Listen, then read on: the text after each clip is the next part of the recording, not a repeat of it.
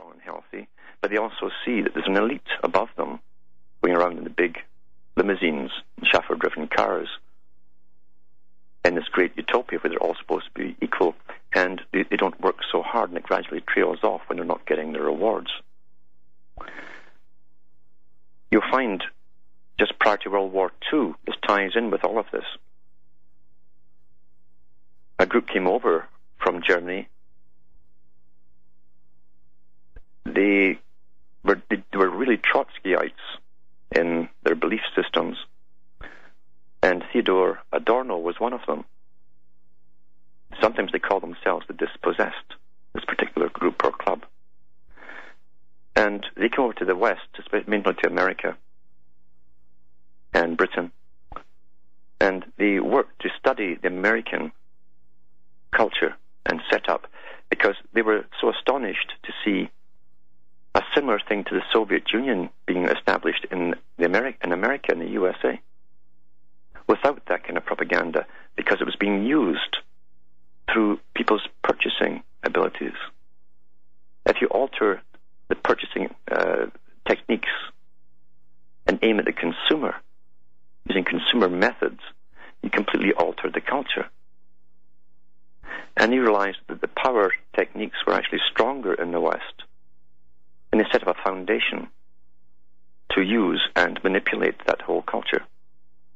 If you study the Soviet system again, they had many wars and takeovers of countries under the guise of peace. They always said it was to create world peace. If you went into many of their definitions of peace, they tended to come down to the same one, and peace was described as being or defined as being the absence of all opposition. And then they had the various peace movements. In the Western countries, we see our own governments occupying countries under the guise of peace. They're going to pacify them to pacify the world. We see our own countries at the same time being turned into concentration camps under the same world system that's going to give us such incredible peace. So there are many ways to bring about, by using the same techniques in a Soviet country or in a Western capitalist country, you can bring them together along the same path by using the same techniques, because they're based on sciences which control the masses without the masses even being aware of it. They go for your emotions primarily, not on logic or reasoning. And in fact, what they said at the World Psychiatric Association many years ago, and reiterated by many psychiatrists since, even Ewan Cameron, who did the MK-Ultra experiments, he believed in this, and he stated the same thing, that the individual was a dangerous animal, and therefore he had to be tamed, and that psychiatrists and psychologists should be given the right to dictate what kind of society, being the only intelligent, rational beings, they were the only ones who should have the right to dictate what kind of society should come into being. And also they wanted incredible power over the schools, over the minds of children and adults, and governments and politics themselves. They wanted psychiatrists on every parliament and Congress. When you look at what's happened, and we always find things out after the fact, which is the astonishing thing for someone waking up. They start to think, what on earth has happened today? And then they find out, no, this has been going on for quite a long time. And then they go even further back and they realize they've lived through a whole phase of change that they themselves were unaware of, because it's been done so slickly, so scientifically, that they had no clue. They themselves and their behavior was being altered along a certain path. Even with the topics that filled their minds and they talked about with each other were all given to them by specialists. So these are old sciences. There's not much being given out really into the public about the nuts and bolts techniques of how to use it. It's very hard to get those kind of books, but those in top marketing companies do have access to them, and they are proven sciences. They do work. They have worked on society. I grew up through an era of massive change where people thought they were rebelling. And then I realized they were all starting to wear the same kinds of clothes, like outfits, jeans, blue jeans. And the older ones had fringes and jackets like this. Well, that was all made by the fashion industry. And it was promoted to them through advertising. Be different, dress like this, until they all looked the same.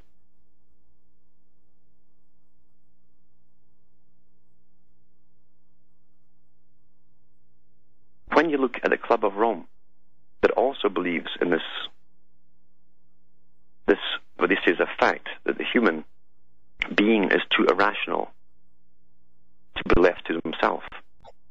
It must be controlled and directed and altered if need be. They do have some truths contained in what they say. Some truths. They did say, for instance, one of the truths being that when they looked around the world in the 1970s, there were so many conflicting groups across the planet, all fighting with each other and arguing with each other, that it would be impossible to have peace at all. And they also said the more powerful the various groups become, the more aggressive they would become. There's a truth in there. There definitely is a truth in there. However, we should always look in to see who starts up these groups as well and has them battling each other for the desired outcome of synthesis. Back with more after the following break.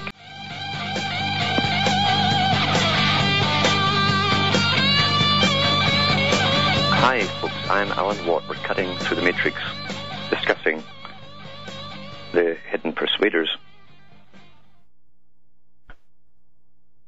And I'm trying to tell you how the sciences, the professions got together, those that deal with the mind, judging themselves to be superior, obviously, because they were men of science and rationality, they claimed. Which is kind of scary, because if you look at the history of Freud, you find out the man was a heavy drug user. He fudged a lot of his publications. He tried to make facts fit where they didn't, and had some bogus tests, and eventually a lot of his stuff was discredited. But a lot of the techniques that came out of his inquiries into the subconscious, or even the unconscious as he called it, the great sea where everything that is possible within a human dwells, all the good things about you, all the bad things about you that come out in dreams. He was learning a lot about what motivates people really, and also learning about what motivates their fears. If you know what motivates their fears, you can use those fears on the general public to control them. And Bernays, his nephew, was already making a great name for himself by using these techniques in sales and in politics. He groomed many politicians.